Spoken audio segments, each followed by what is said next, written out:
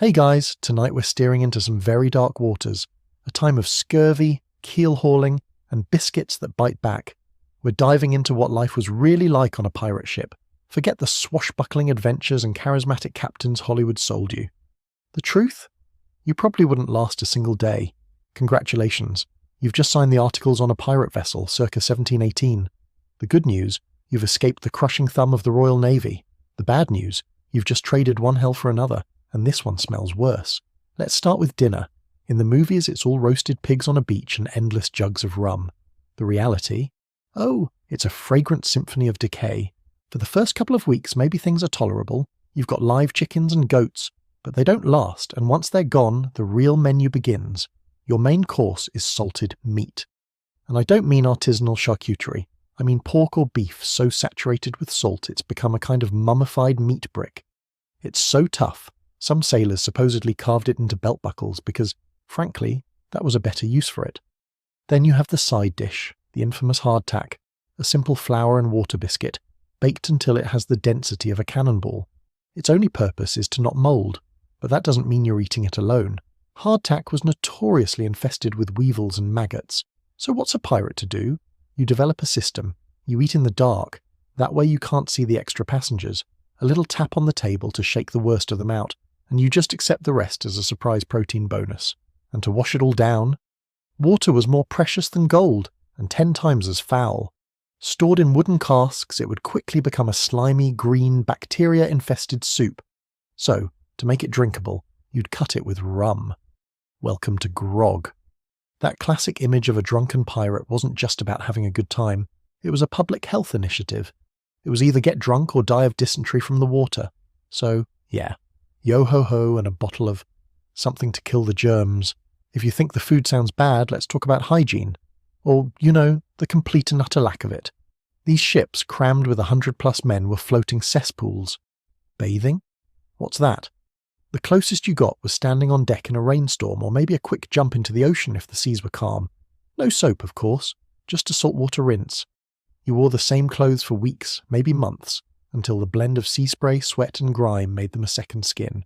The perfect home for boils, rashes and a thriving population of lice. And the bathroom? Forget privacy. Your toilet was called the heads, a few planks with holes in them hanging off the bow of the ship. You do your business out in the open, with the waves splashing up from below while your crewmates walked by. And for toilet paper?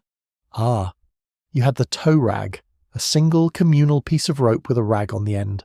Dangled in the seawater between uses, shared by everyone. Let that sink in. The smell below deck was an assault on the senses you can't even imagine, a mix of unwashed bodies, rot, bilge water, and human waste. And this is where you lived, ate, and slept. It wasn't just disgusting, it was a ticking time bomb of disease, which brings us to the real pirate plagues. Forget naval cannons and sword fights. The number one killer on any ship was sickness. In a world with no concept of germs, these ships were the perfect petri dish. You had scurvy, a vitamin C deficiency that made your gums rot, your teeth fall out, and old wounds magically reopen. Then there was dysentery, the bloody flux, from all that contaminated food and water, typhus from the lice in your bedding. And in the Caribbean, you had your pick of mosquito-borne nightmares like malaria and yellow fever. Medical care? What a cruel joke. There was no doctor. If you were lucky, you had a captured barber surgeon. If not, the job fell to the ship's carpenter. Why? Because he had a saw and a knife. An amputation was done without anaesthetic, with your mates holding you down while the carpenter sawed off your leg. To stop the bleeding, they'd cauterize the stump with boiling tar or a red-hot axe head. Infection was basically a given. This is why a chest of medicine was sometimes more valuable than treasure. Blackbeard once blockaded Charleston just to demand medicine. Think about that. Not gold, not weapons. Medicine. That's how desperate things were. So you've somehow survived the food and the disease. Time for a good night's sleep, right? Wrong. The captain gets his own cabin, sure.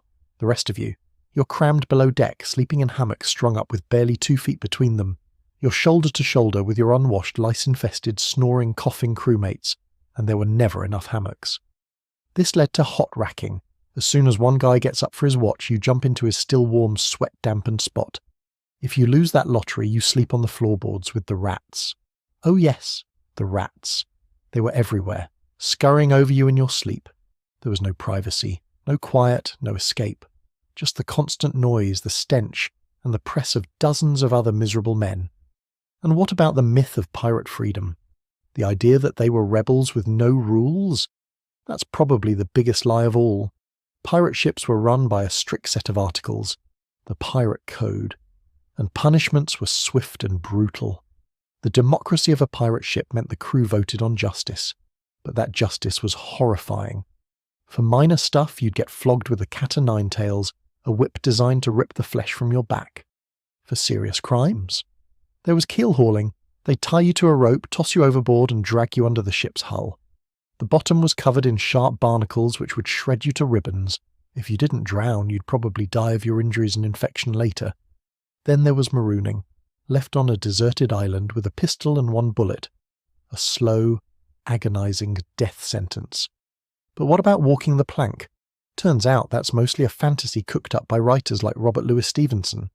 Historians find almost no real evidence of it. Why? Because pirates were practical. If they wanted you dead, a bullet to the head or just throwing you overboard was a lot more efficient. So the next time you see a pirate movie, remember the reality. Life on a pirate ship was less a grand adventure and more a floating, filth-ridden nightmare. It was a life of extreme hardship chosen by desperate men. The greatest horrors they faced weren't sea monsters, but the slow, grinding misery of their own daily existence.